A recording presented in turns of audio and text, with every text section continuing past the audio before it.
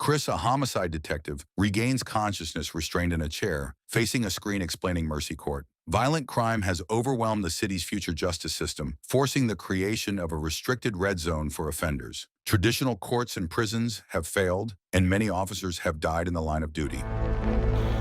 Civil unrest was at an all-time high. Authorities introduced Mercy Court, an automated AI combining investigation, judgment, and sentencing. Suspects are presumed guilty unless innocence is proven. The system relies on municipal cloud data, citywide surveillance, and constant quadcopter monitoring. Since deployment, Mercy Court has carried out executions, reducing costs and suppressing crime. Mercy analyzes it all with pinpoint precision.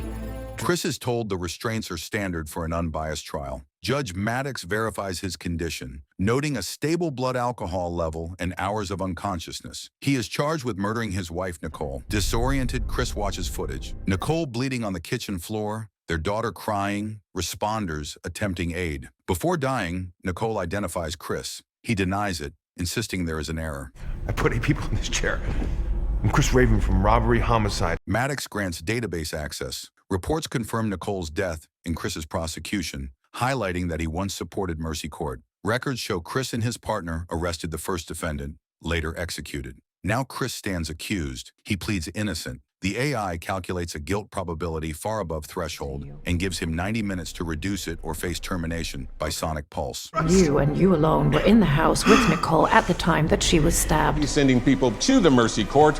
The next day, he's there. Reconstructed timelines show Chris arriving at work, then returning home. Nicole locks him out, ends the relationship, and demands legal contact only. Chris disables a camera and enters. Data indicates a prolonged argument before he leaves. Around that time, Nicole suffers fatal stab wounds. Later, Chris is found drinking at a bar, resists arrest, and is subdued. He claims memory loss, which Maddox links to alcohol abuse and head trauma.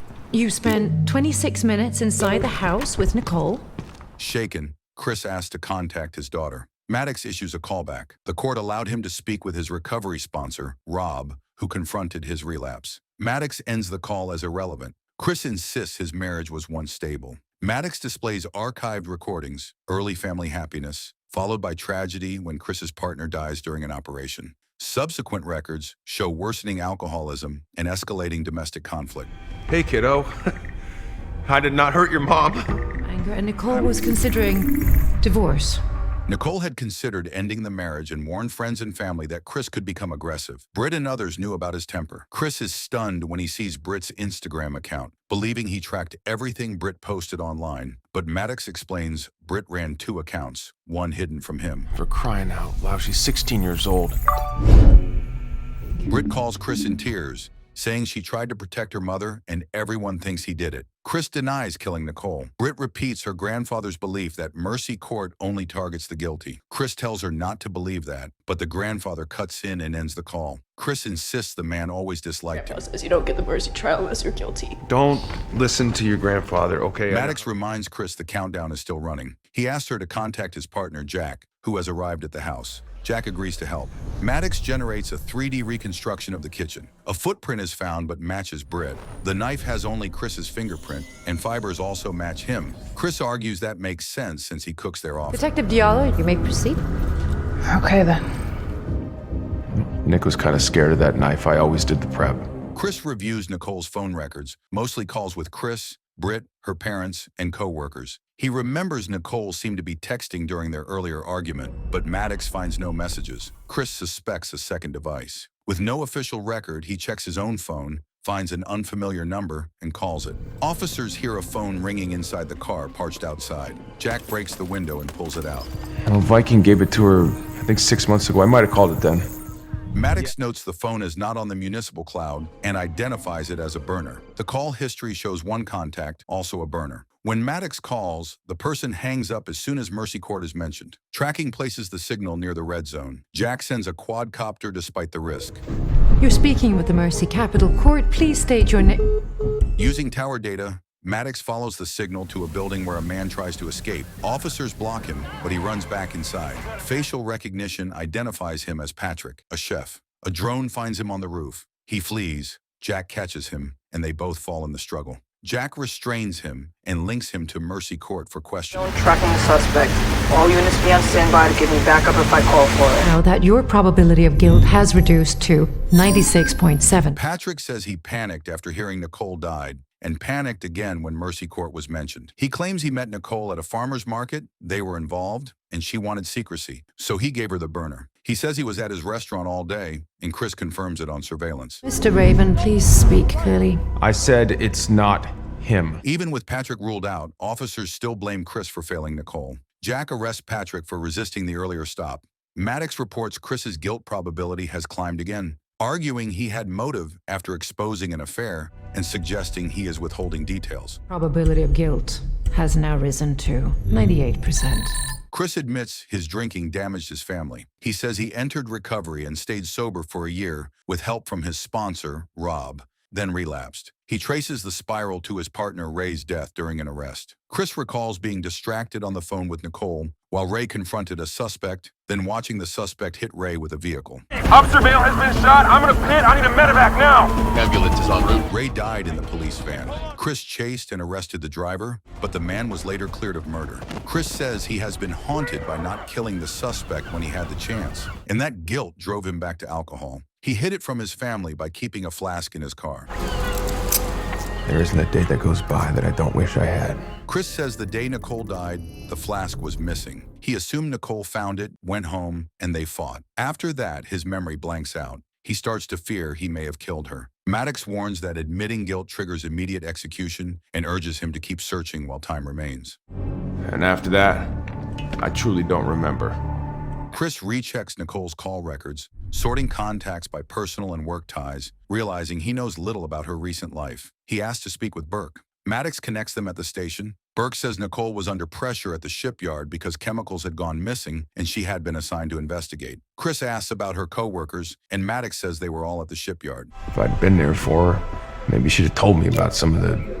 I can't remember what she said it was called, but it was some chemical that they were shipping out. Chris calls Jack and tells her to go there. He admits he cannot even name Nicole's co-workers. He asks whether Britt recorded anything from the party. A video exists, and Maddox reconstructs the scene digitally. The AI reports no visitors at Chris's home around the time Nicole was killed. Chris remembers a neighbor's camera faces their backyard. Maddox tries to retrieve it, but the neighbor's network is offline, causing delays. Nobody entered your neighborhood this morning who is not accounted for with an alibi. Chris asks which shipyard employees drove to his house for the gathering. Records show 4 vehicles registered to shipyard staff, including one owned by Robert, who drove several colleagues. Chris calls Robert, who lists who he transported and says everyone left separately with no fixed plan. He adds the employees he knows are all currently at work, and Chris ends the call.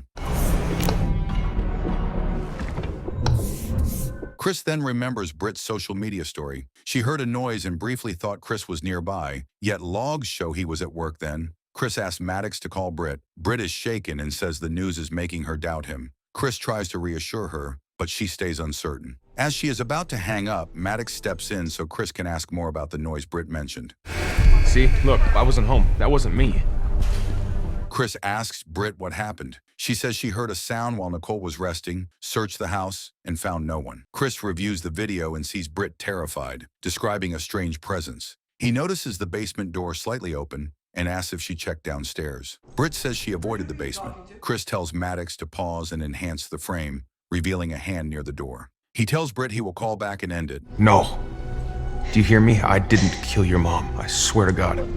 Another noise after. But I checked the house and it was nothing. Assuming the hand is a man's, Chris focuses on male shipyard employees. Maddox reminds him Nicole was investigating missing chemicals. Nicole's messages show a substance called urea vanished, a compound used to make drugs valuable in the red zone. The messages linked Nicole, Robert, and a worker named Holt to the inquiry, and Holt had asked Nicole to meet privately.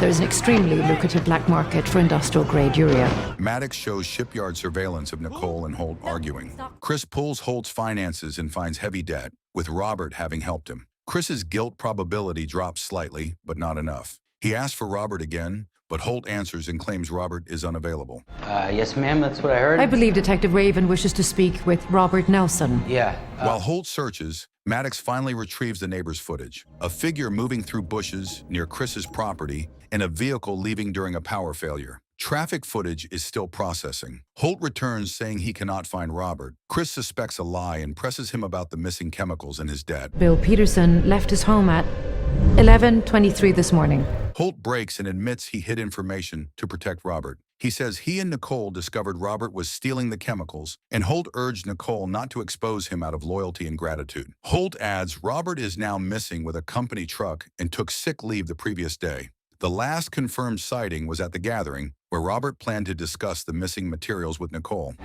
Carly said he took off in one of the trucks, okay? Maddox tracks the neighbor's vehicle to a building and confirms Robert exited nearby. Chris calls Jack with the address and tactical units move in. Maddox says the probability still is not low enough to stop the trial. Chris asks if she still thinks he did it. Maddox says she follows evidence and a new suspect does not clear Chris. Chris pushes her to think beyond calculations. The system briefly glitches, then stabilizes. In the absence of new verifiable facts, your guilt is holding above the Do you threshold. honestly think that I killed Nick? SWAT reaches the location. Chris warns Robert may be armed. They search and find he is gone, and the tracker was planted as a decoy. Maddox scans traffic cameras for the plate. Inside, SWAT finds a childhood photo with a torn section. Chris asks Maddox to locate the missing piece. In a backyard storage area, Jack's team finds signs of long preparation and a manual. Maddox identifies it as bomb-making instructions, ties it to the stolen chemicals, and concludes Robert may be building an explosive, likely inside the company truck. Look at his arm. There's someone else in that picture with him. Can you cross-reference and find a match?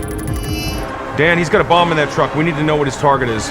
Maddox locates the truck racing downtown and matches the childhood photo to a database. The child is David Webb, the first person executed by Mercy Court. The file says David had an orphan brother, separated by child services when only one was adopted. That adopted brother later changed his surname and became Robert. Chris realizes he arrested David, and Rob becoming his recovery sponsor was likely planned. The real targets were Chris and the AI court. And Chris warns Jack Robb is heading for the Mercy Court facility. This was never about Nick. It was about me and you. Maddox detects a second passenger and reconstructs the route. Chris demands a call to Britt. Her grandfather answers and claims she stepped outside. Maddox checks Britt's doorbell camera and sees Rob dragging Britt away. The second passenger is Britt. No way. No. Chris alerts Jack as SWAT confirms the bomb. Officers scatter, but the blast still kills some. Jack survives. With the kidnapping and bombing confirmed, Chris's guilt probability drops to 0. Maddox moves to end the trial, but Chris stops her because he needs system access to track Rob and Britt. Maddox warns the restraints could still execute him when the timer expires. Chris insists they must stop the attack and recover Britt, and Maddox agrees to keep helping. We can't let him get away with this. I know. He's gonna pay.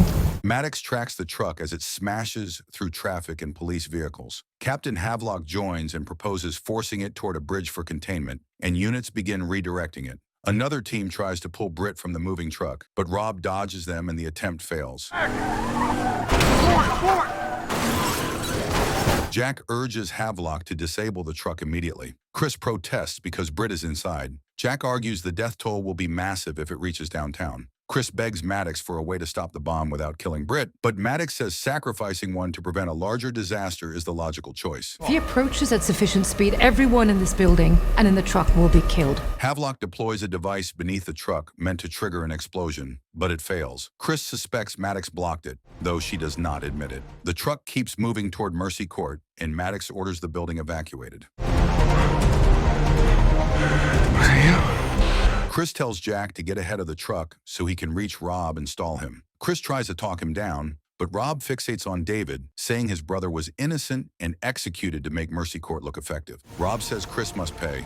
Jack fires at Rob but misses. Chris tells Jack to stop because Britt is still inside. Wait, but my brother... Your brother was a murderer. No, he wasn't! To prevent another shot, Maddox disables Chris's quadcopter controls. The truck then slams into the Mercy Court building, cutting power and triggering emergency failures. Chris is trapped in the execution chair as Maddox drops offline, looping that the system is running at partial capacity. Get me out of here! Systems operating at 40% efficiency. Inside the building, Rob moves through the corridors, killing guards. Chris panics as the timer keeps counting down, begging to be released before the chair activates. Seconds before the deadline, Maddox fully reconnects and unlocks him. Chris races to find Britt and grabs an officer's headset to stay linked to Maddox amid the chaos. Please evacuate the building. Please evacuate immediately. Rob shouts for Chris to come out. Chris tells Maddox Rob is trying to prove his brother was wrongly executed and suggests reopening David's case to stall him. Maddox works to restore broader cloud access. Chris steps into view and demands Rob release Britt, offering himself instead. Rob says he wants Chris inside so they will die together when the bomb detonates. I'm not gonna let anything happen to you. Let her go, Rob.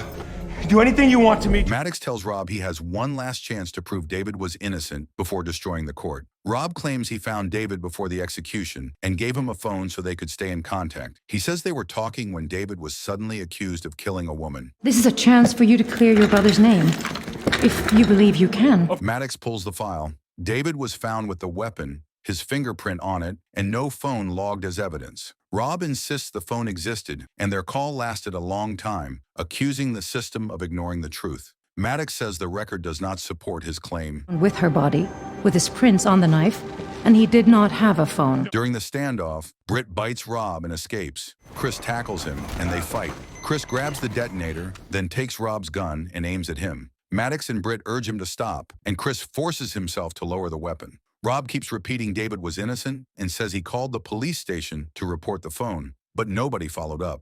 This doesn't fix anything. Shut your mouth. Dad, don't! Jack shoots Rob, but Chris stops her from finishing him. Officers rush in and arrest Rob. Even while restrained, Rob repeats that someone at the precinct took his call, promised to confirm details and call back, but never did. Chris, I called your precinct. Chris confronts Jack, asking if she received the call and hid it. Maddox reviews body cam footage and confirms David had a phone that was never logged. She checks Jack's movements and finds Jack stopped at a bridge on her way home and threw the phone away. Did you know? Jack admits she did it because Mercy Court needed an early win to survive, and the first case had to end in execution to convince the public it worked. Chris rejects that, saying the system should be built on justice, not outcomes. He arrests Jack, and officers escort her out.